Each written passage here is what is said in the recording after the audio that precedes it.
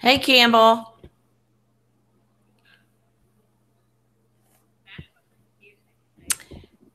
Do you need help on completing this? I can barely hear you. So do you need help on completing the square or the quadratic formula? Or are you just coming to hang out? Quadratic formula. Quadratic formula? Yeah. Okay. Let me open the book because you want to go over the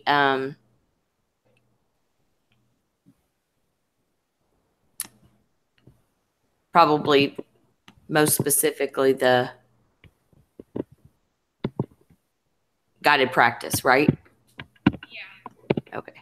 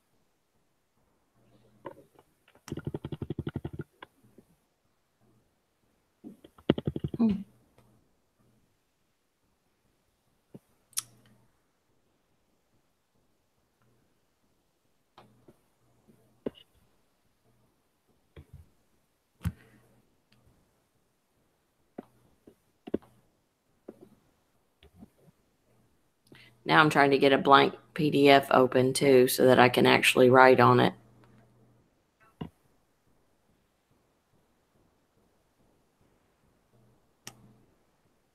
I think I understand part of it, but then there's the other part that I don't think I got right. Yeah.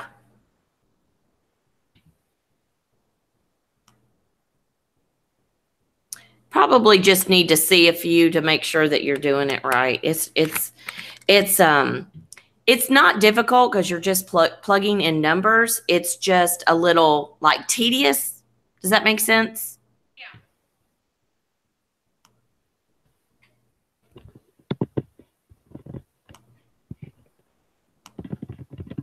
Oh.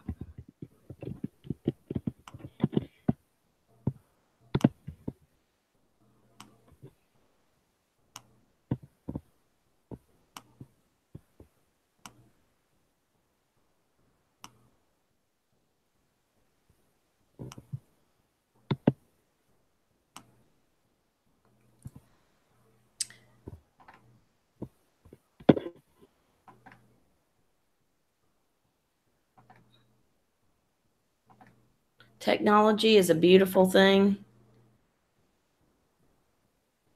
but sometimes it takes a minute to get everything set up. I know the feeling.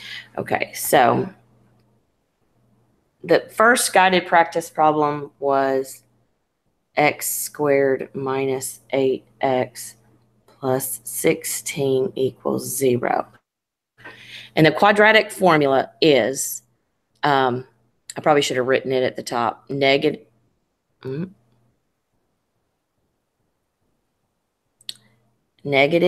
b, or opposite of b, plus or minus. We're seeing that a lot, in our answers now. The square root over b squared minus 4ac. There's so many songs that sing that. I'm hearing them all in the back of my head, all over 2a. There's one to row, row, row your boat. That's fun. All right, so we've got the opposite of b, which in this case is negative 8, plus or minus the square root of negative 8 squared minus 4 times 1, because that's the coefficient of x squared is a. So that it's a 1, an understood 1, times a positive 16. all over 2 times A. Okay, so that much I got right. Say that again? I plugged it all in right. I know that much. Okay. I could barely hear you. And I heard that you plugged it all in right. Yes, I did.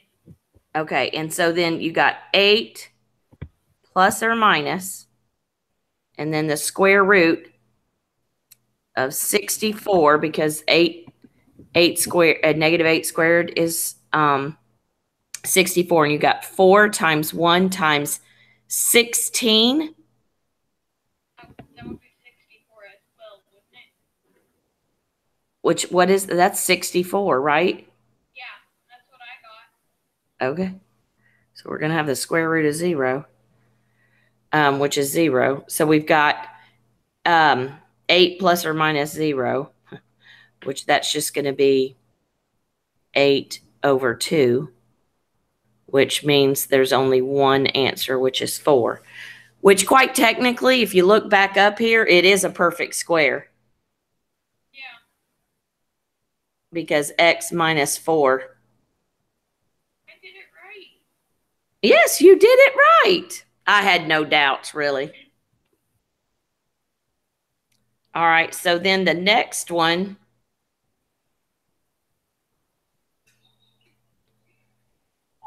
is, like I say, it's not bad. It's just a lot. There's a lot to it. Yeah. And you have the biggest thing is making sure you get everything plugged in correctly, because of it being so full, I guess you could say, there's more opportunity for error. Oh, it's an N. Miss Sparks can't read. 3n squared minus 5n equals -1. The key thing to something like this is making sure that you put it in standard form first. So you need to get that -1 on the left-hand side of the equal. So you would have to add 1 to both sides. I was trying not to write that again, but I guess it'll be good exercise, right? Yeah. So then I get 3n squared minus 5n plus 1 equals 0. So now I have negative b plus or minus the square root of b squared minus 4ac all over 2a. So we have the opposite of b, which in this case is the opposite of -5, plus or minus -5 squared minus 4 times 3, because that's a in this case, and 1, that's c, all over 2 times 3. So we've got 5 plus or minus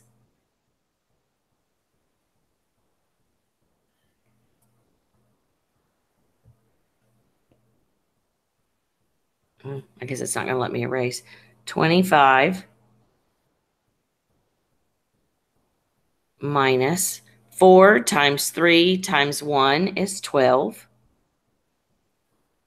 all over 6.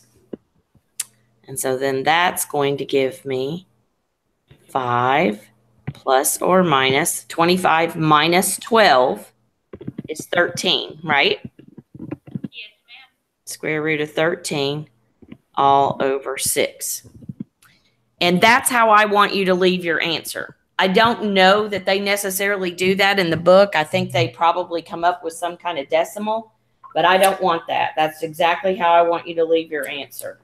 They did that in the video. I'm not sure about the book. Hang on just one second. I stepped away from the computer and I have to be real close to hear you. So do you feel like maybe, I think I heard you say that in the video they had you go all the way to a decimal?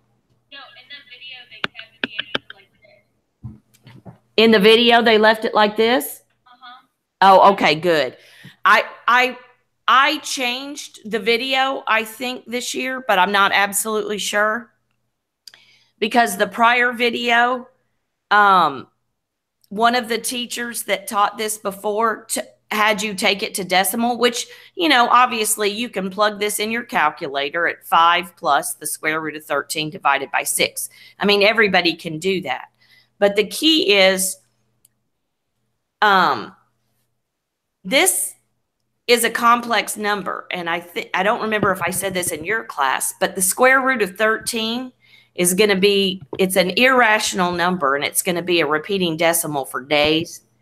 And so any decimal that we approximate it to is going to just be that, an approximation. And this is a more exact answer. And that's what I'm looking for. And when we get to Algebra 2, and if I'm not mistaken, I believe, I don't know, sometimes Miss Wynn will want you to have an exact answer, and sometimes she'll want you to leave it in a radical form. I'll double check with her, but this is a more exact measurement. Okay. And, I mean, we could definitely plug that in. Is this what you got? That is exactly what I got. It is? Yeah. Yay! You didn't need my help after all. I told your brother you were a genius. Yeah, I think this teacher this year taught him a little differently because we were contradicting in our ways of solving this problem. All right. Say that again. I think my brother was taught a little differently this year because we were contradicting in our ways of solving this problem. Oh, I may have to have you kind of type that because I can barely hear you. I'm so sorry.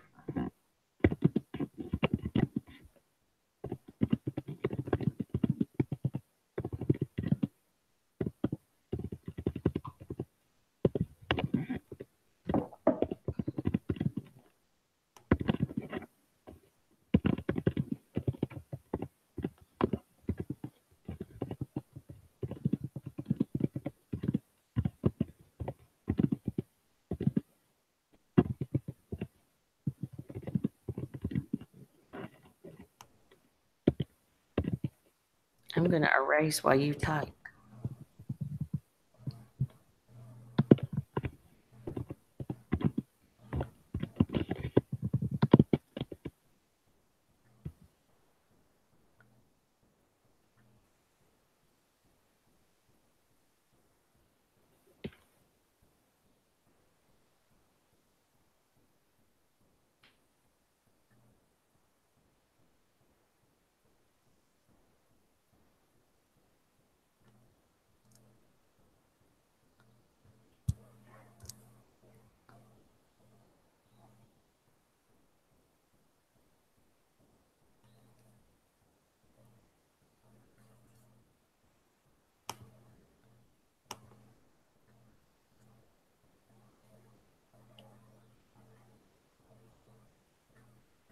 Oh, okay.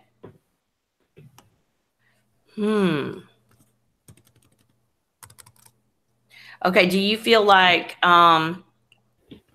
he was taught the quadratic formula differently, or he was taught to go ahead and solve them all the way out? Like,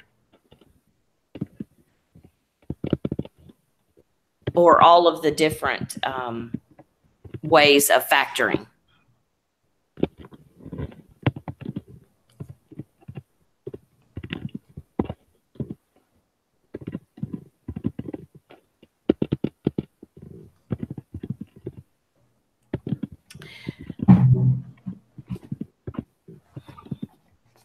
Because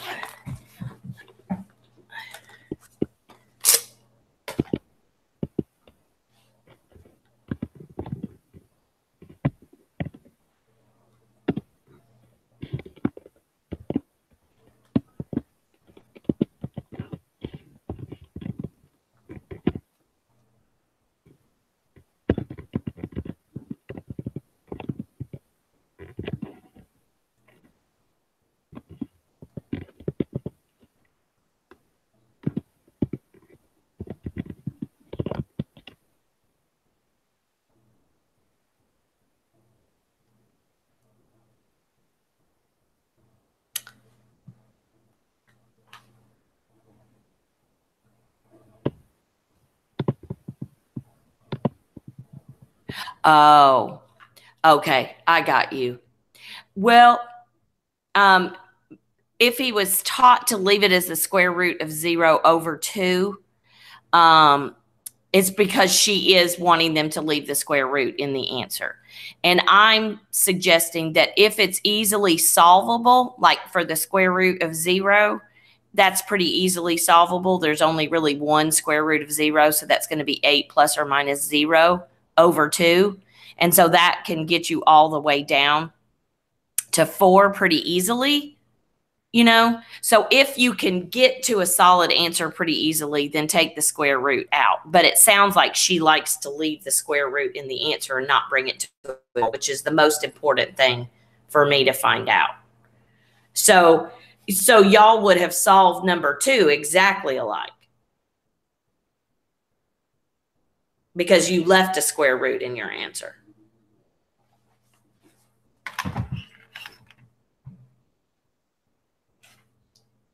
Oh, okay. I got you. Well, that definitely could be too. And it's very interesting. If we do textbook assignments in this unit, which, we actually might do, like I just actually solved out by typing in my calculator while you were typing, just to make sure.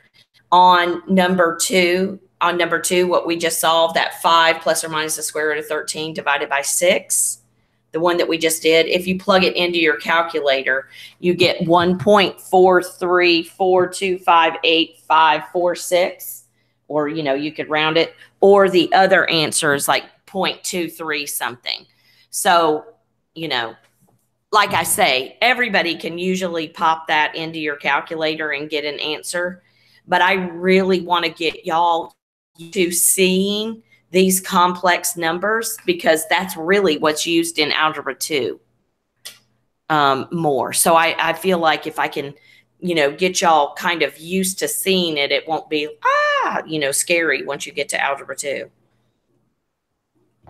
So that's why I'm preferring that we leave them in the complex format. But yeah, you're probably right. Maybe he didn't know, that you were supposed to go ahead and solve that out. If it's solvable, like say, for instance, let me go back here, and then we'll move on to number 3 and get that final guided practice out of the way. But let's just say, for instance, we got to something like this. 2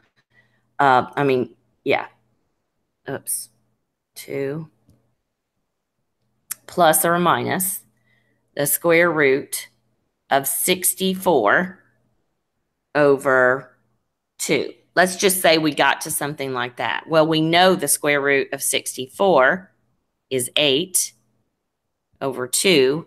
So then we would have 10 over 2 as one of our answers. And then we would have negative 6, because 2 minus is negative 6 over 2. So then it would be negative 3. So if everything is solvable, I want you to solve it all the way out.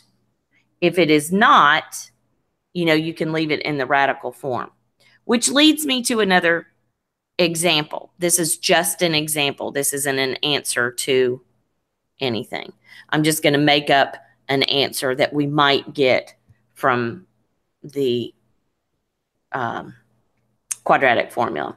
So let's say that we got 4 plus or minus 40 all over 2 as one of our possible answers. What I would want you to do is break this down, okay? Because remember, we talked about in one of the classes yesterday, and I think it was yours, this can be factored with a perfect square coming out of it. And remember, when they serve their time under the jail radical sign, they can kind of come out. So 40 is the same as 4 times 10, and 4 is a perfect square. So this could be rewritten as 4 plus or minus the square root of 4 is 2 times the square root of 10 all over 2. And then this can be further reduced, because this 2 will go into this 2. You can't do anything about the 10 in the radical, though. This 2 won't go into that. It's only the whole number in front of the radical. And then this will also go into that. So my final answer here would be 2 plus or minus the square root of 10. That would be the final answer. So you need to reduce or factor any place that you possibly can, and then that would be your final answer from there. Is that clear as mud, or did that make sense?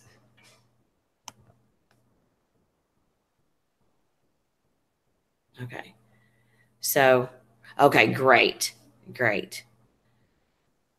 I'm glad that you came to Math Lab, because this is probably, to be perfectly honest with you, this is probably the trickiest part, because getting it plugged in is not that bad. But I think, in all honesty, if I'm not going to lie here, I think one of the reasons that they want you to take it to a decimal so that they don't have to deal with having to factor out underneath the radical and do all that good stuff. But it's so important that you guys know that, because that's all the stuff that you do in Algebra 2, to be perfectly honest with you. And it's a really good review, because those are all things that you did in algebra, pre-algebra. And those are all very, very important skills. And, it's kind of good to know that you didn't go through all that struggle of learning how to factor the radicals and all that good stuff, that there's a good point in it. All right, number 3 in the guided practice. Once again, it's going to be one of those where you have to get it into standard form, because it's written 4z squared. Nice Z, Miss Sparks.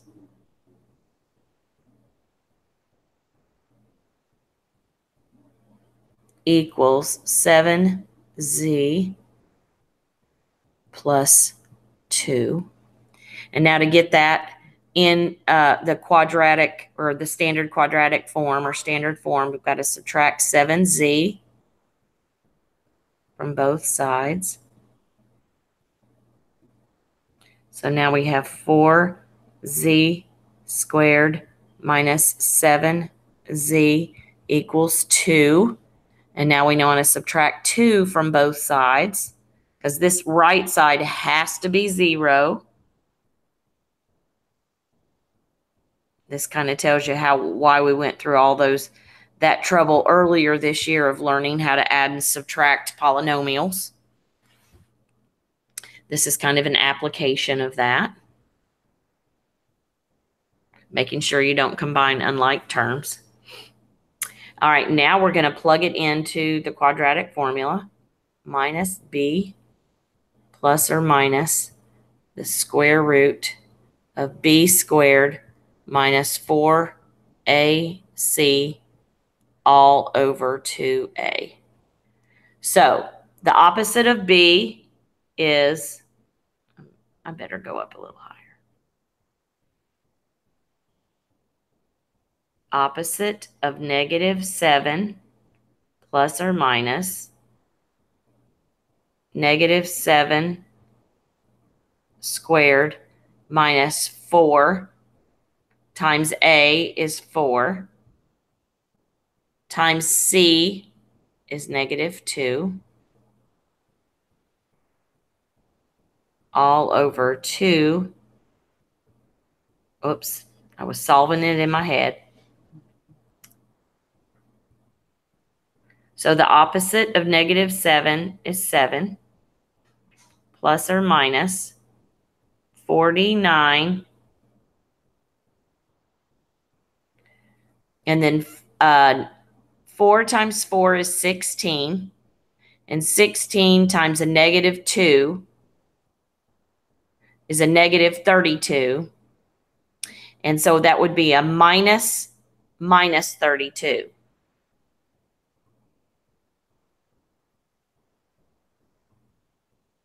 All over 8. And 49 minus a -32 is the same as plus 32, which would give us under the radical 81. Is that what you got?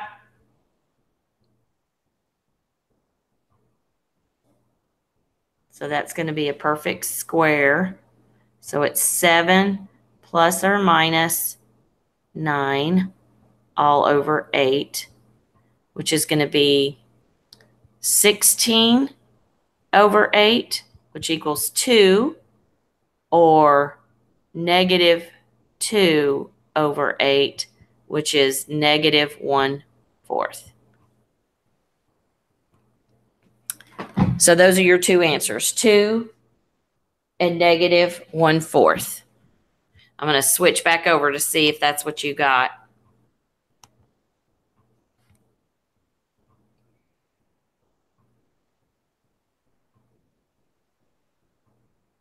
Oh, in the answer, can you put,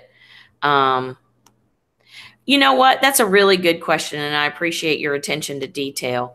Technically, you should put, you know what? I guess I don't really care. Technically, I think you should put z equals 2 or z equals negative.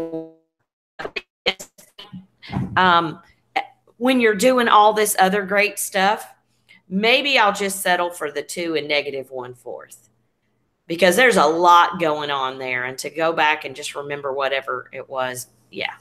And quite technically, when we're doing all of these, we're kind of looking for where it crosses that x-axis. So they're just throwing in some random variables at us. So just give me the answers, 2 and negative 1/4. I'll be happy. Once you go through all that stuff, I will be so happy that you got there. And so will you, right? So, do you have any other questions? You did everything right. You got them all right. You're a genius, Campbell.